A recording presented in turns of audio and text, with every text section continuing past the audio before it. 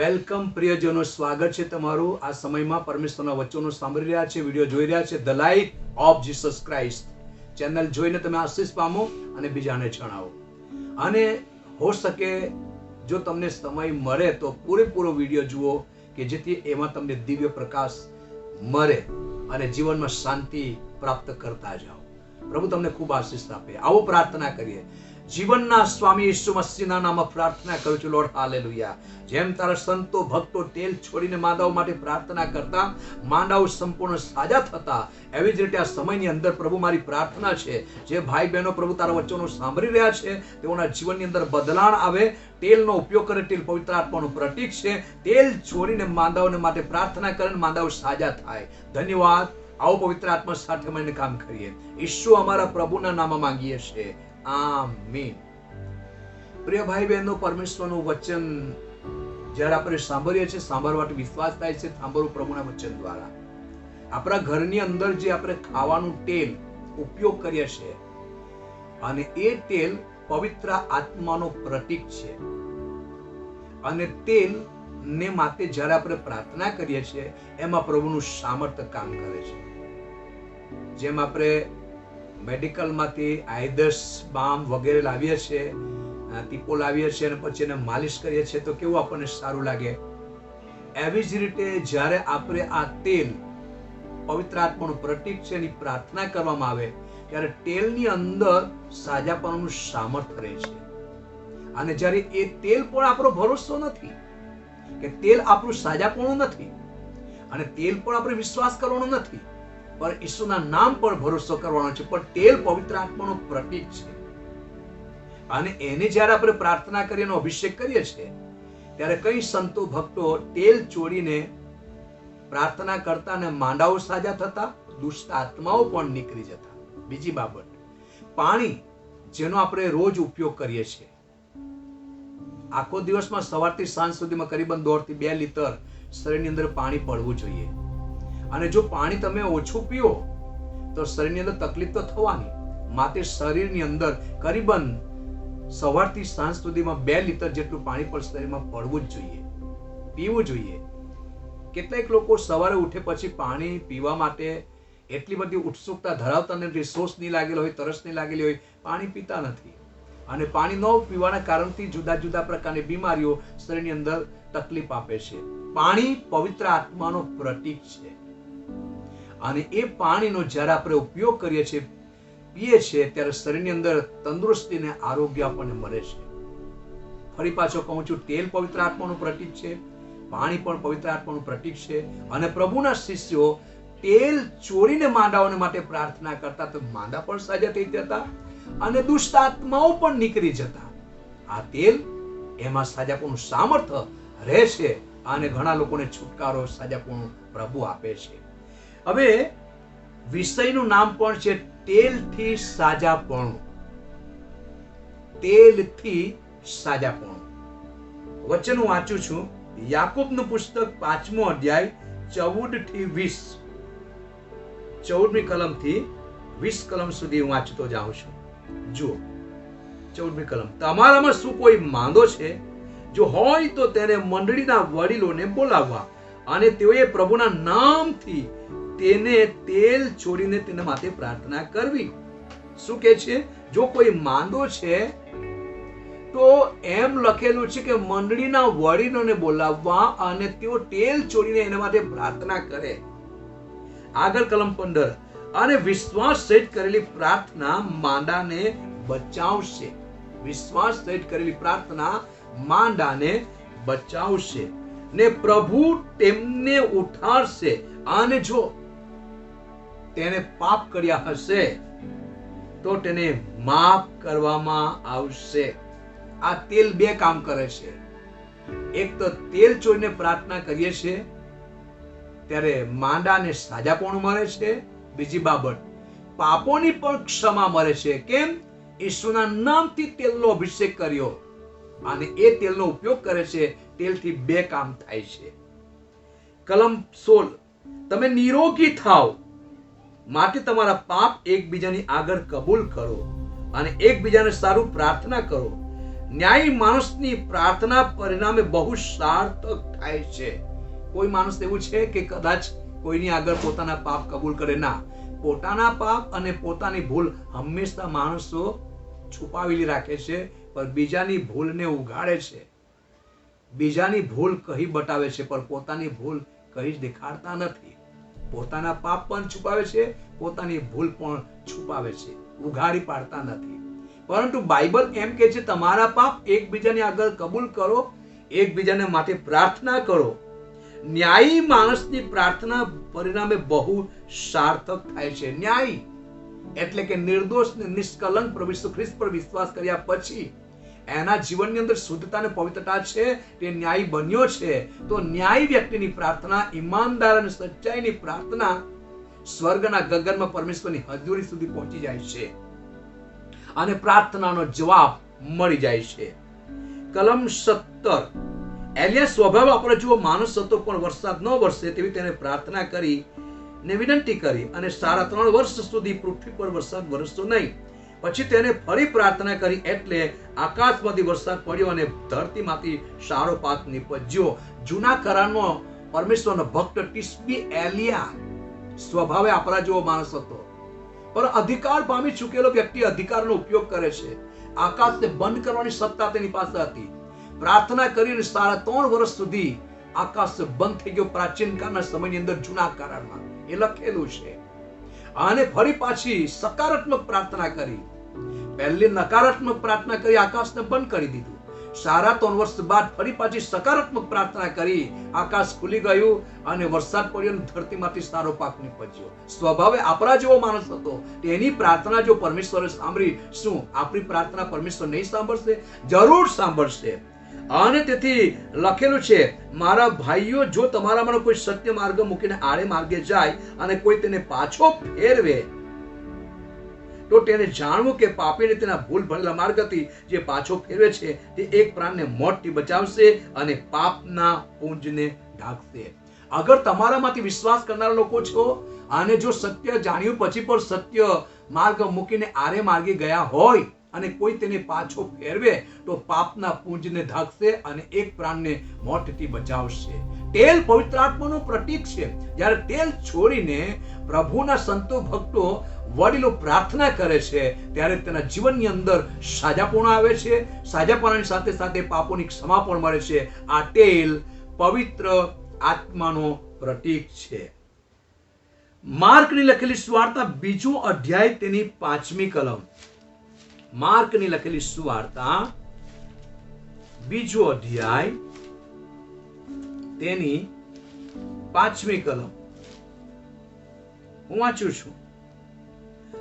અને યેસુ તેઓનો વિશ્વાસ જોઈને પક્ષઘાતીને કહે છે, દીકરા, તારા પાપ માફ થયા છે. હવે આ પક્ષઘાતી છે, નથી ઉઠી શકતો, નથી ચાલી શકતો. પરંતુ 4 માણસો જ્યાં પ્રભુ ઈસુ ઘરમાં પ્રચાર કરતા હતા, તે 4 માણસો એ માંડા માણસને ખાટલાની સાથે ઉચકીને લઈ આવ્યા અને ઘરમાં ભીડ હોવાને લીધે તેઓ 4 માણસો આ બીમાર વ્યક્તિને ખાટલા સાથે અંદર લઈ નહીં શક્યા. તો છાપડા પર ચડી ગયા, 4 ખૂણાથી દોરડું બાંધ્યું અને પ્રભુ ઈસુ પ્રચાર કરતા હતા. ત્યાંથી સાયલો નળિયા ખોલીને એક ખાટલાની સાથે માંડા માણસને ઈસુની પાસે ઉતાર્યો. ઈસુએ સૌપ્રથમ તેને સાજાપણું નહીં આપ્યું, પરંતુ શું કહ્યું? તારા પાપ તને માફ થયા છે. તો આ બીમારી શાનાથી આવી? પાપના કારણથી. સૌપ્રથમ પ્રભુ તેને પાપોની માફી આપે છે અને કહે છે, તારા પાપ માફ થયા છે. અને પછી એમ કહ્યું, તારો ખાટલો ઊંચકીને ચાલ. તારા પાપ માફ થયા છે. અથવા એમ કહેવું કે ઉઠ ને તારો ખાટલો ઊંચકીને ચાલ. તરત જ આ વ્યક્તિ સંપૂર્ણ સાજો થયો અને પ્રભુની મહિમા કરવા લાગ્યો. મારા પ્રિયજનો, પહેલા પાપોની માફી આપી, ત્યાર પછી તેને સાજાપણું આપ્યું. અને પરમેશ્વરનું વચન આપણને આ પ્રમાણે કહે છે, અહીં જોઈ શકીએ છીએ, પાપ માફ કરવા સંબંધી તેમજ યાકૂબ એમ કે છે પાપ કબૂલ કરવા સંબંધી બોલે છે. બનાવટી સાજાપણું ઈશ્વરના નામને કલંક લગાડે છે. બનાવટી સાજાપણું ઈશ્વરના નામને કલંક લગાડે છે. સાજાપણાના ઘણા કિસ્સાઓ માનસિક હોય છે, કારણ કે ઘણા લોકો શારીરિક રીતે માંદા હોતા જ નથી. 75% માંદગીઓ ડોક્ટર કે દવા વિના સાજાપણું તેવી હોય છે. દવા વિના સાજાપણું મળે તેવી હોય છે. અને માર્ક 6 અધ્યાય તેની 13મી કલમમાં શું લખેલું છે જુઓ. 6 અધ્યાય તેની 13મી કલમ હું વાંચું છું. અને તેઓએ ઘણા ભૂતો કાઢ્યા. કોણ? પ્રભુના શિષ્યો. ને ઘણા માંદાઓને તેલ ચોરીને તેઓને સાજા કર્યા. તેલ ચોરીને. એમ લખેલું છે કે જ્યારે પ્રભુના શિષ્યો પ્રભુની સાથે રહેતા હતા, અધિકારનો ઉપયોગ કર્યો અને અધિકારથી તેઓ દુષ્ટ આત્માને ધમકાવતા, અને બાઇબલ કહે છે તેઓએ ઘણા ભૂતો કાઢ્યા અને ઘણા માંદાઓને તેલ ચોરીને તેઓને સાજા કર્યા. તમે દરેક તેલનો ઉપયોગ કરો છો, અને તેલ પવિત્ર આત્માનું પ્રતીક છે. બીજી એક બાબત કે તમે જે શાકમાં તેલ નાખો છો, તો વધારે શાકમાં તેલ નાખવાથી શાક બહુ સ્વાદિષ્ટ લાગે એમ નથી. અને ઘણી વખત આપણે રોટલી બનાવીએ છીએ તો રોટલીની અંદર કોઈ પુષ્કળ તેલ ચોપડીએ છીએ, તો એનો મતલબ એ કે તેલવાળી રોટલી ખાવાથી બહુ સારું થાય છે એમ નથી. જ્યારે વધારે તેલ નાખીએ છીએ તો તેલથી સાંભળો એસિડિટીનું પ્રમાણ પણ થાય છે. તમે પાણીની ઉપર તેલ નાખો તો મિક્સ થઈ જતું નથી, એ ઉપર જ રહેશે. અને વધારે તેલ વાળું જમવાનું બનાવવાથી કઈ શાક કે બધું જ વસ્તુ સ્વાદિષ્ટ થઈ જાય એવું નથી, પરંતુ શરીરને નુકસાન પણ પહોંચાડે છે. બીજી રીતે જોવા જાય તો તેલનો આપણે ઉપયોગ કરવાનો, પણ બગાડ નહીં કરવાનો. અને તેલ પવિત્ર આત્માનું પ્રતીક છે ને શિષ્યોએ તેલનો ઉપયોગ કર્યો. તેલનો ઉપયોગ કર્યો. તેલ ચોરીને માંદાઓને માટે પ્રાર્થના કરી. માંદાઓ સંપૂર્ણ સાજા થયા, દુષ્ટ આત્માઓ પણ નીકળી ગયા. આ અધિકાર તમારી પાસે છે. એ અધિકાર પ્રભુએ તમને આપેલો છે. અન્ન જળને તે આશીર્વાદ આપે છે અને શરીર મધ્યથી રોગને દૂર કરે છે. પરમેશ્વરનું વચન આપણને એમ કહે છે, અન્ન જળને તે આશીર્વાદ આપે છે અને શરીર મધ્યથી રોગને દૂર કરે છે. પરમેશ્વરનું વચન આપણને આ પ્રમાણે કહે છે. હું તમારા માટે વાંચું છું. નિર્ગમનનું પુસ્તક 23મો અધ્યાય તેની 25મી કલમ. વળી તમે યહોવા તમારા દેવની સેવા કરજો ને તે તારા અન્ન જળને આશીર્વાદ આપશે, અને હું તારી મધ્યથી રોગ દૂર કરીશ. માથાથી પગના તળિયા સુધી ચાહે કોઈ પણ રોગ હોય, બીમારી હોય, ઈસુના નામનો ઉપયોગ કરીએ. અને બાઇબલ એમ કહે છે અન્ન જળને તે આશીર્વાદ આપશે, તમારા શરીર મધ્યથી રોગ દૂર કરશે. તમારી શરીર મધ્યથી રોગ દૂર કરશે. અને બાઇબલ આપણને એમ કહે છે, પરમેશ્વરનું વચન કહે છે, તેઓ માંદા ઉપર હાથ મૂકશે, માંદાઓ સાજા થશે. બાઇબલમાં આમ લખેલું છે, માર્કની લખેલી સુવાર્તા તેનો 16મો અધ્યાય અને 18મી કલમ એમ લખેલું છે છેલ્લા ભાગમાં, તેઓ માંદા ઉપર હાથ મૂકશે એટલે તેઓ સાજા થશે. આ હાથનો ઉપયોગ પ્રભુ ઈસુ ખ્રિસ્તે પણ કર્યો. અને જ્યારે આ હાથથી પ્રભુ ચિહ્ન અને ચમત્કાર કરે છે, અને જ્યારે શિષ્યોએ પણ તેલ ચોરીને પ્રાર્થના કરી, દુષ્ટ આત્માઓ નીકળી ગયા, ગાતો પાડીને નીકળી ગયા. અને બીજી બાબત, માંદાઓને સાજા કર્યા. અને નિર્ગમનમાં તો એમ કહે છે તમારી મધ્યથી રોગને પ્રભુ દૂર કરશે. નિર્ગમનનું પુસ્તક કલમને જુઓ. નિર્ગમન તેનો 15મો અધ્યાય હું તમારા માટે વાંચું છું અને 26મી કલમ. જે પરમેશ્વર આજ્ઞા આપે છે એ યહોવાની વાણી ખંતથી સાંભળશે. 26મી કલમ 15મો અધ્યાય 26મી કલમ. અને તેને કહ્યું કે જો તું તારા દેવ યહોવાની વાણી ખંતથી સાંભળશે ને તેની દ્રષ્ટિમાં જે યથાર્થ તે કરશે ને તેની આજ્ઞાઓ માનશે ને તેના સર્વ વિધિઓ પાડશે, તો જે પીડાપાતો મેં મિસ્ત્રી ઉપર નાખ્યા છે તેમાંનો કોઈ પણ હું તારા પર નાખીશ નહીં. કેમ કે તને સાજો કરનાર હું યહોવા છું. પ્રભુ સાજાપણું આપનાર દેવ છે. સાજાપણું એના વધસ્તંભ ઉપરથી ઉતરી આવે છે. બાઇબલની અંદર એમ લખેલું છે, પરમેશ્વરનું વચન એમ કહે છે કે તેના ઘાવોથી તમે સાજા થયા. તો બાઇબલની અંદર પિતરના પુસ્તકની અંદર એમ લખેલું છે, પહેલો પિતર 2 અધ્યાય 24મી કલમ, લાકડા પર તેને પોતે પોતાના શરીરમાં આપણા પાપો માથે લીધા. જો બાઇબલ શું કહે છે? લાકડા પર, યાને કે 300 કિલોનો ક્રૂસ તેને ઉઠાવ્યો. લાકડા ઉપર એને જીવતો જ જડી દેવામાં આવ્યો. શાના માટે? આપણા પાપ અપરાધને માટે. ઈસુ જ્યારે પૃથ્વી પર હતા ત્યારે તેઓ દરેક તેના સંતો, ભક્તો અને વિશ્વાસ કરનાર લોકોને બધાને જ તેઓ એમ કહેતા, જો પૃથ્વી પરથી મને ઊંચો કરવામાં આવશે તો સર્વને મારી અંદર ખેંચીશ. આકાશ અને પૃથ્વીની વચમાં વધસ્તંભ પર એ જડાયો અને તેને સર્વના પાપને પોતાની અંદર ખેંચ્યા, કે જેથી તેનામાં જે જીવન છે તે આપણા માટે ખાલી કરે અને મનુષ્યમાં જે પાપ અને મરણ હતું એ પોતાની અંદર ખેંચે. લાકડા પર તેને પોતે પોતાના શરીરમાં આપણા પાપો માથે લીધા, કે જેથી આપણે પાપો સંબંધી મૃત્યુ પામીએ અને ન્યાયપણા સંબંધી જીવીએ. ન્યાયપણા સંબંધી જીવીએ. પછી એમ લખેલું છે, તેના ઘાવોથી તમે સાજા થયા. પ્રભુ ઈસુ ખ્રિસ્તે 39 સાટકાનો માર પીઠ ઉપર લીધો. લોહીની શહેરો તેને વેવડાવી. 5 થી 6 ઇંચના ખીલા એના હાથને પગમાં ઠોકી દેવામાં આવ્યા. જીવતો જ વધસ્તંભ પર એને જડી દેવામાં આવ્યો. તો પણ વધસ્તંભ પરથી એક જ શબ્દનો ઉપયોગ કરે છે, પિતા એઓ જાણતા નથી શું કરી રહ્યા છે, એને માફ કર. માફી આપવાનું હૃદય પ્રભુ ઈસુ ખ્રિસ્તની પાસે હતું. એના બોલેલા શબ્દ દ્વારા પ્રેમ છલકાય છે. વધસ્તંભ પરથી પ્રેમ ઉતરી આવે છે. અને લખેલું છે, તેના ઘાવથી તમે સાજા થયા. તેના ઘાવથી તમે સાજા થયા. મારી પ્રિય બહેન, પ્રિય ભાઈ, દીકરા દીકરીઓ, જો તમે બીમારીથી પીડાતા હોય, જો તમે અનેક પ્રકારની જુદા જુદા પ્રકારની બીમારીથી પીડાતા હોય, પ્રભુ ઈસુ ખ્રિસ્ત વધસ્તંભ પરથી બોલી ઉઠે છે. એના શબ્દો કેટલા પ્રેમ ભર્યા શબ્દો છે. પિતા તેઓ જાણતા નથી, તેઓને માફ કર. અને વધસ્તંભ ઉપરથી સાજાપણું ઉતરી આવે છે. તેનો પ્રેમ છલકાય છે બોલેલા શબ્દો દ્વારા. લખેલું છે, તેને પોતે વધસ્તંભ પર પોકાર કર્યો, એલી એલી લબા સબકથની, ઓ મારા દેવ તે મને કેમ મૂકી દીધો છે. જ્યારે મનુષ્યના પાપને પોતાની અંદર તેને લીધા ત્યારે પિતાએ સાથ છોડી દીધો, પવિત્ર આત્માએ સાથ છોડી દીધો અને બોલી ઉઠ્યો, એલી એલી લબા સબકથની, એટલે કે મારા દેવ તે મને કેમ છોડી દીધો છે.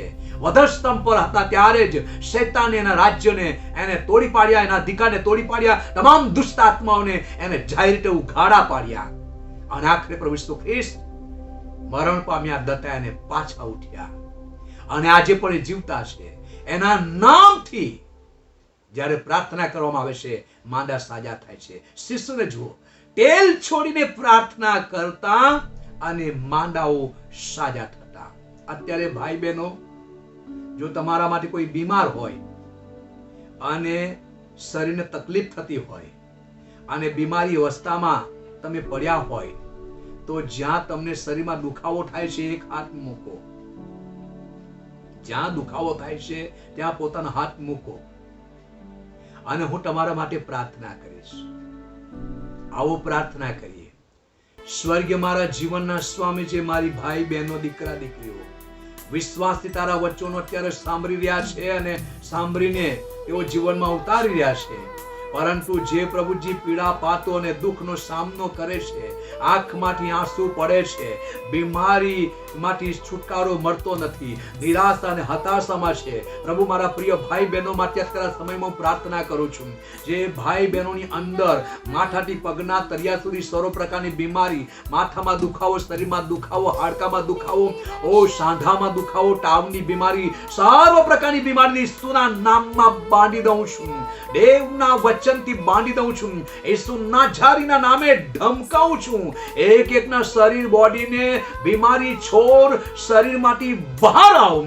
એક એક રોગ ઈસુ નાઝારીના નામમાં નીકળી જા. હું આદેશ કરું છું ઈસુ નાઝારીના સામર્થ્યના નામમાં, જે મરણ પામ્યો દતાને પાછો ઉઠ્યો એવા પુનરુત્થાન પામેલા ઈસુ મસીહના નામે તને ધમકાવું છું. શરીરને છોડ નીકળને ચાલી જા ઈસુના નામમાં. દરેક ભાઈ બહેન સાજા થાઓ ઈસુના નામમાં. દરેક ભાઈ બહેન સાજા થાઓ ઈસુના નામમાં. પ્રભુ તારા નામને ધન્યવાદ. આ સમયની અંદર જે ભાઈ બહેનો માટે પ્રાર્થના કરવામાં આવી, પ્રભુ તારું સજપણું સામર્થ્ય તમે વહેતું કર્યું છે. પવિત્ર આત્માનું સામર્થ્ય તમે વહેતું કર્યું છે. દરેક ભાઈ બહેનને પ્રભુ તમે અડક્યા છો. દરેકને પ્રભુ તમે સાજાપણું આપ્યું છે. દરેકને તમે છુટકારો આપ્યો છે. શરીરમાંથી રોગ બીમારી નષ્ટ કરી છે. નોર્મલ સાજાપણું આપ્યું છે.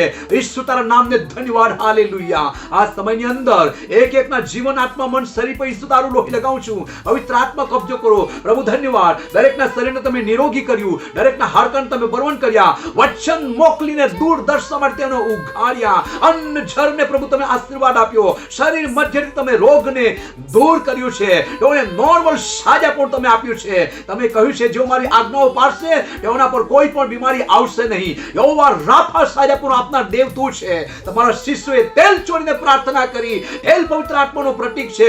દુષ્ટ આત્માઓ નીકળી ગયા અને માંદાઓ સાજા થયા. હા પ્રભુ અને મારા દેવ તમારો આભાર. તેલ પવિત્ર આત્માનો પ્રતીક છે.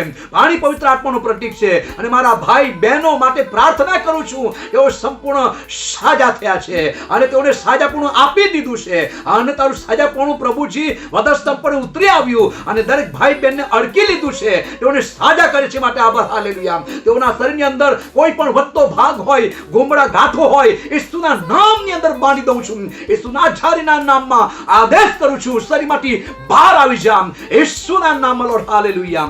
રાજાઓના રાજા પ્રભુના પ્રભુ તારું સામર્થ્ય, તારું સાજાપણું સામર્થ્ય તમે પસાર કર્યું છે માટે તમારો આભાર. હાલેલુયા. રીખાબા શકાતોરાબારી બશાંદારાબા. પ્રભુજી તારા લોકોએ વિશ્વાસથી હાથ મૂક્યો અને તેઓએ માની લીધું છે વિશ્વાસથી કે હું સાજો થયો છું, હું સાજી થઈ છે. હા પ્રભુ તેઓને તમે અડક્યા છો. તેઓને તમે સાજાપણું આપ્યું છે. તેઓના મનને તમે શુદ્ધ કર્યું છે. તેઓના શરીરને તમે નિરોગી કર્યું છે. તેઓના હાડકાને તમે બળવાન કરે છે. હાલેલુયા. એ માટે તમારો આભાર. આ સમયમાં દરેક બે ભાઈ બહેનોને, દીકરા દીકરીઓને તારા હાથમાં સમર્પિત કરું છું. તેઓના ઘરોમાં શાંતિ થાવ, તેઓના હૃદયમાં શાંતિ થાવ, તેના મનોમાં શાંતિ થાવ. રાત્રે પણ મીઠી ઊંઘ આવે. તેઓને કોઈ પણ પ્રકારની તકલીફ નહીં થાય. મારી પ્રાર્થના છે. ધન્યવાદ. વચનનું ટેબ્લેટ તમે તેઓને આપ્યું છે. તેને સાજાપણ આપ્યું છે. તમારો આભાર. દોરોને ચલાવ. ઈસુ મારા પ્રભુના નામમાં માંગુ છું. આમીન. ગોડ બ્લેસ યુ મારા પ્રિયજનો. વિશ્વાસ રાખજો. પ્રભુના વચન તમે સાંભળ્યા છે. વચન પર વિશ્વાસ કરજો. જરૂર પ્રભુ સાજાપણ આપશે. God bless you. આમેન.